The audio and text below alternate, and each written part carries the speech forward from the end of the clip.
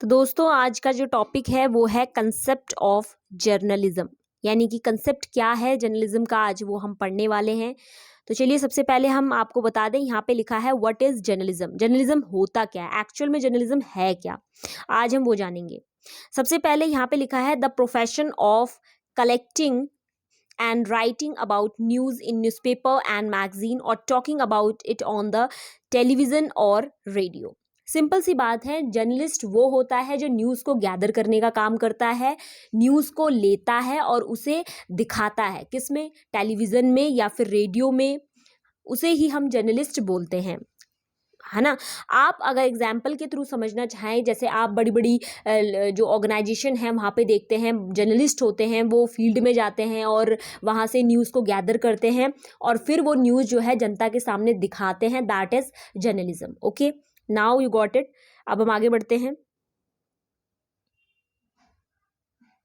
यहाँ पे लिखा है noun is known clearly linked with journalism and therefore a good starting point for analyzing the whole concept of journalism।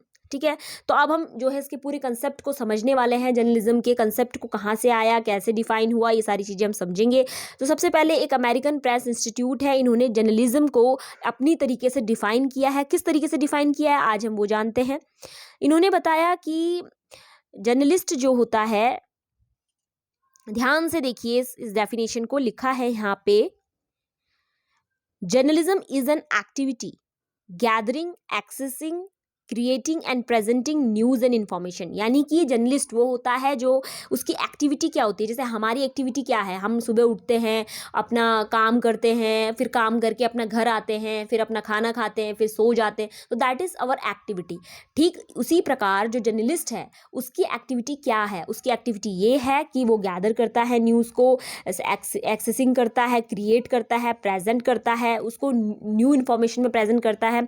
सो ये work किसका है, जर्नलिस्ट का है। तो सिंपली से हम ये कह सकते हैं जर्नलिस्ट का जो वर्क है वो ये है कि गैदर करना न्यूज़ को, ओके, राइटिंग करना न्यूज़ को एंड एडिट करना न्यूज़ को। तो ये सब चीज़ें क्या हैं, ये सारी की सारी चीज़ें जो हैं वो सब जो है किसका काम है, ये काम है जर्नलिस्ट का। ये काम किसका है, जर्नलिस्ट का। नाउ अब हम आगे बढ़ते हैं। The word journalism is derived as a Latin word. मैंने कल बताया था आपको कम्युनिकेशन के बारे में, कम्युनिकेशन भी एक लैटिन वर्ड है। ठीक उसी प्रकार जो जर्नलिज्म है ये भी एक लैटिन वर्ड है जिसका मतलब होता है डुर्नलिस। डुर्नलिस का मतलब होता है डेली, इसका मतलब क्या होता है, डेली।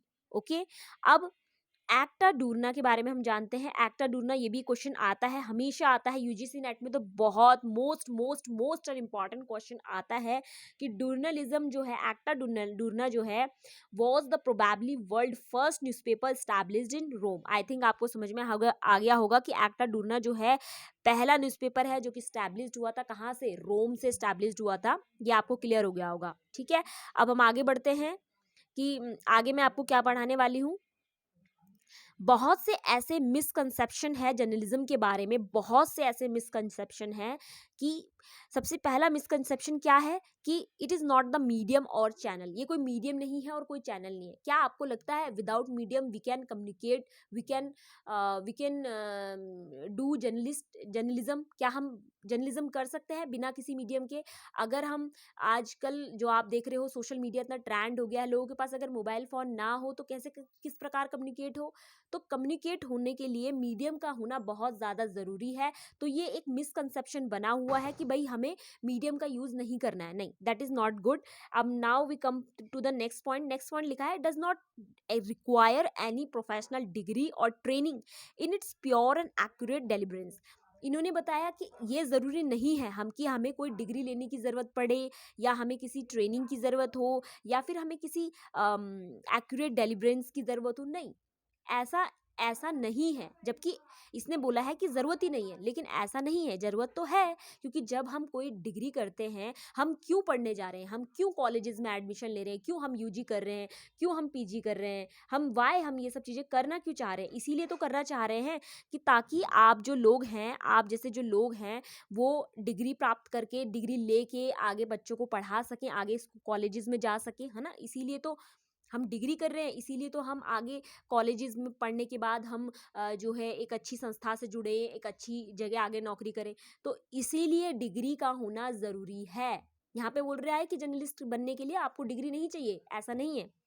आगे बढ़ते हैं, लिखा है journalism is not bounded to any news organisation. Journalism नहीं है कि जर्नलिज्म कोई बाउंडेड नहीं हो जाती है किसी न्यूज़ ऑर्गेनाइजेशन के साथ, बिल्कुल गलत है, मिसकंसेप्शन है। क्योंकि जर्नलिस्ट जो है जब किसी ऑर्गेनाइजेशन के साथ जुड़ता है तो वो उस ऑर्गेनाइजेशन के लिए काम करता है। यहाँ पे लिख रहा है बाउंडेड नहीं है। आज के टाइम में फिर भी ऐसा हो चुका है कि लोग फ्रीलांस वर्क करने लग गए हैं, लेकिन उस समय ऐसा होता था कि जर्नलिस्ट जो होता है वो बाउंडेड हो जाते हैं न्यूज़ ऑर्गेनाइजेशन के साथ। ठीक है, अब आगे बढ़ते हैं। यहाँ पे लिखा है news element in journalism. News element कौन कौन से आते हैं जर्नलिज्म के अंदर? सबसे पहले नॉवेलिटी, दूसरा पब्लिक इंटरेस्ट, तीसरा प्रॉक्सिमिटी और इन्फ्लुएंस। ठीक है, अब हम यहाँ पे बात करने वाले हैं सबसे पहले प्रॉक्सिमिटी की। प्रॉक्सिमिटी क्या होता है? जैसे सपोज एन एग्जाम्पल, ये जर्नलिज्म का एक एलिमेंट है। जैसे मैं हूँ और मेरी दोस्त है, ठीक है, मेरी दोस्त जो है वो रसिया में रहती है और मैं चाहती हूँ कि मैं हमेशा रसिया से रिलेटेड जो न्यूज़ है वो देखती रहती हूँ, जस्ट बिकॉज ऑफ क्योंकि मेरी फ्रेंड वहाँ पे रहती है।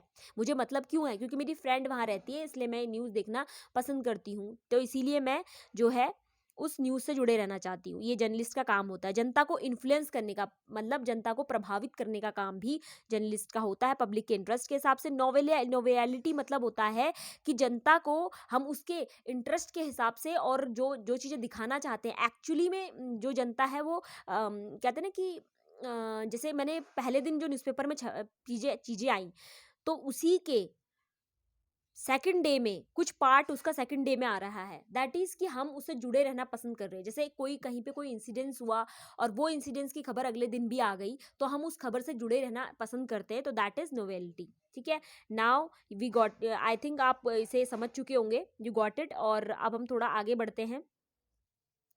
How credibility in journalism. Journalism की क्रेडिबिलिटी कौन कौन सी होती है वो हम जान लेते हैं। सबसे पहले एक्यूरेसी।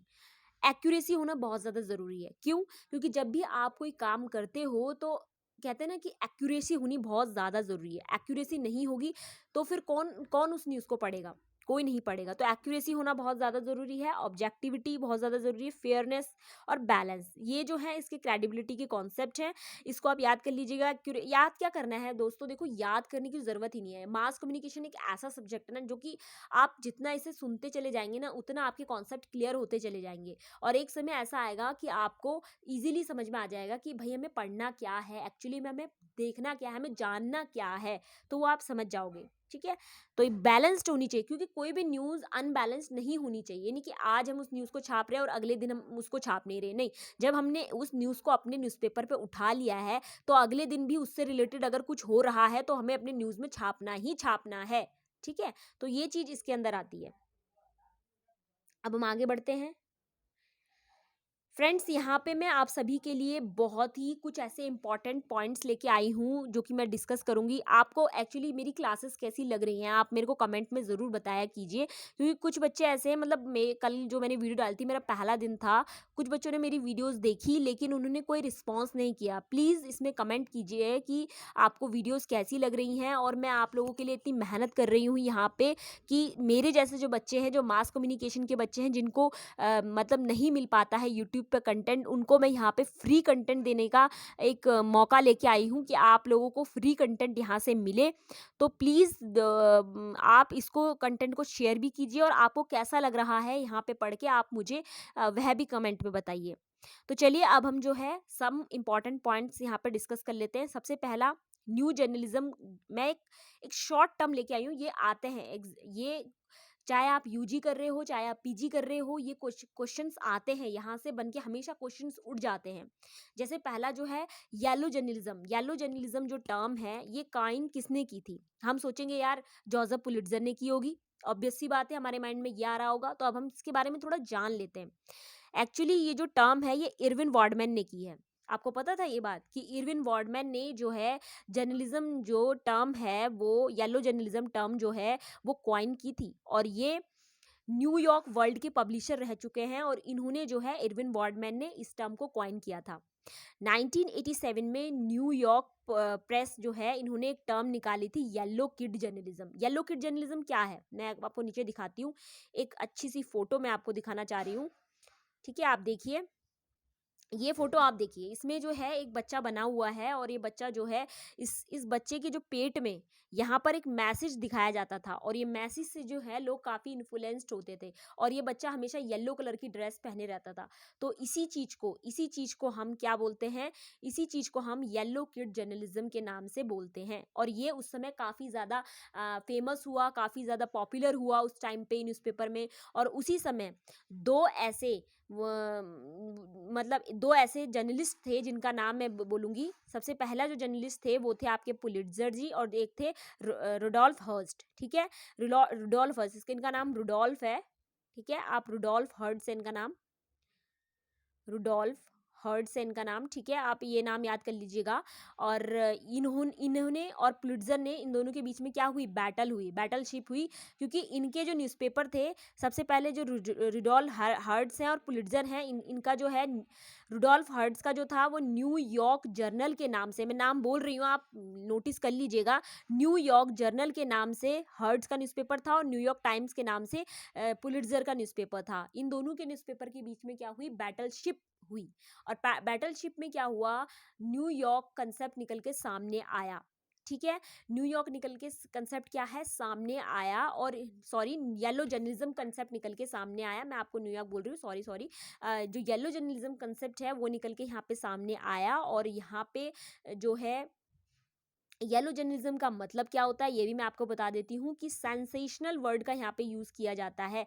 सेंसेशनल मतलब होता है कि आपको खबरें मिर्च मसाला बढ़ा चढ़ाकर बताई जाती हैं। तो ये काम इन दोनों के बीच में हो रहा था, दोनों के बीच में बैटल चली। और एक कहानी मैं आपको थोड़ा सा यहाँ पे सुना रही हूँ कि इन दोनों के बीच में बैटल क्या चली। सबसे पहले इस पुलिट्ज़र और हर्ट्स के जो न्यूज़पेपर था, न्यूयॉर्क जर्नल और न्यूयॉर्क टाइम, दोनों जो है अपने न्यूज़पेपर को पब्लिश कराने में एक दूसरे के लिए होड़ मच रखी थी दोनों के बीच में। और इतने में होता क्या है कि ये जो पुलिट्ज़र है वो कहता है कि भाई मेरे पास आ जाओ, मैं वर्किंग के ज़्यादा पैसे आपको दे दूंगा। हर्ट्स बोलता है नहीं मेरे पास आ जाओ, मैं आपको वर्किंग के ज़्यादा पैसे दे दूंगा। लेकिन एट द एंड में पुलिट्ज़र जीतता है, क्योंकि ये उस कंपनी के, जो हर्ट्स की कंपनी के एम्प्लॉय भी अपनी जगह ले लेता है। इस वजह से पुलिट्ज़र का नाम न्यू जर्नलिज्म के लिए लिया जाता है। ठीक है, न्यू जर्नलिज्म के लिए पुलिट्ज़र का नाम लिया जाता है। तो मैंने ये कंसेप्ट आपका यहाँ पे क्लियर कर दिया येलो जर्नलिज्म का पूरा। चलिए अब हम आगे बढ़ते हैं। अब मैं आपको एक नया कंसेप्ट और बताने वाली हूँ, सबसे इम्पॉर्टेंट कंसेप्ट। क्लास कैसी लग रही है आप ज़रूर ये भी बताइएगा। सबसे पहले यहाँ पर जो है मैं अब आपको बता रही हूँ, यहाँ से भी क्वेश्चन आते हैं कि फॉर्मेट ऑफ न्यूज़पेपर के फॉर्मेट कौन कौन से हैं, ब्रॉडशीट, टैबलॉइड और बरलाइनर। ठीक है, सबसे पहले मैं यहाँ पर आपको, या आप पढ़ लीजिए, यहाँ पे लिखा है ब्रॉडशीट जो न्यूज़पेपर होता है वो लॉन्ग और वर्टिकल शेप में होता है। आपने अपने घरों में जो न्यूज़पेपर आए हैं वो देखे हैं, देखे ही होंगे, ऑब्वियस सी बात है। जब आपके घर में अमर उजाला या दैनिक जागरण ये सब न्यूज़पेपर आते हैं तो ये सब ब्रॉड शीट में बने होते हैं। उसके अलावा जो बरलाइनर और टैबलॉइड जो न्यूज़पेपर होते हैं ये थोड़े स्मॉल साइज़ के होते हैं as comparison to broad sheet. मैं आपको ये क्लियर कर देती हूँ। यहाँ पर मैं जो है आपके सामने एक फ़ोटो लेके आऊँगी। इस फोटो में आप देख सकते हो कि सबसे पहले मैंने यहाँ पे आपको दिखाया हुआ है broad sheet newspaper. Broad sheet newspaper कुछ इस टाइप का आपके घर में, हम सभी के घर में आता है। बरलाइनर न्यूज़पेपर जो है, जैसे गार्जियन न्यूज़पेपर है, ये बरलाइनर न्यूज़पेपर है। और ये टैबलॉइड न्यूज़पेपर है। ठीक है, टैबलॉइड न्यूज़पेपर ये वाला है। और ये थोड़ा शॉर्ट साइज में होता है, देखा ना, as comparison to broadsheet newspaper both the newspaper are small. ठीक है, दोनों जो न्यूज़पेपर है वो कैसे हैं, स्मॉल हैं।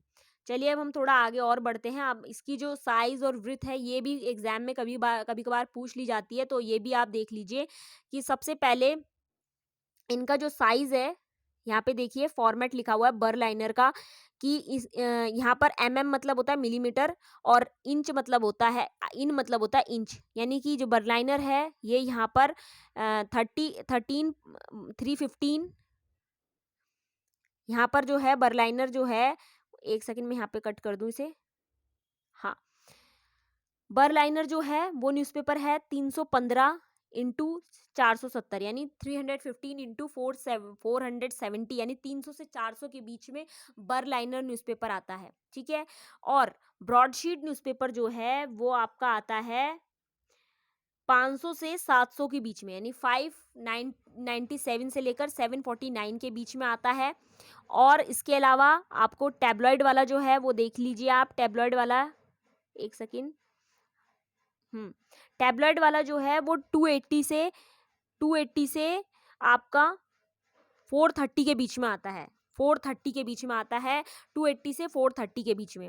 इंच में देख सकते हैं, इंच में 12.4 इंटू 18.5 जो कि बर्लाइनर का है, ब्रॉडशीट का है 23.5 इंटू 29.5 इंच में है, टैबलॉइड का है 11 इंटू 16.9 इंच में, ठीक है।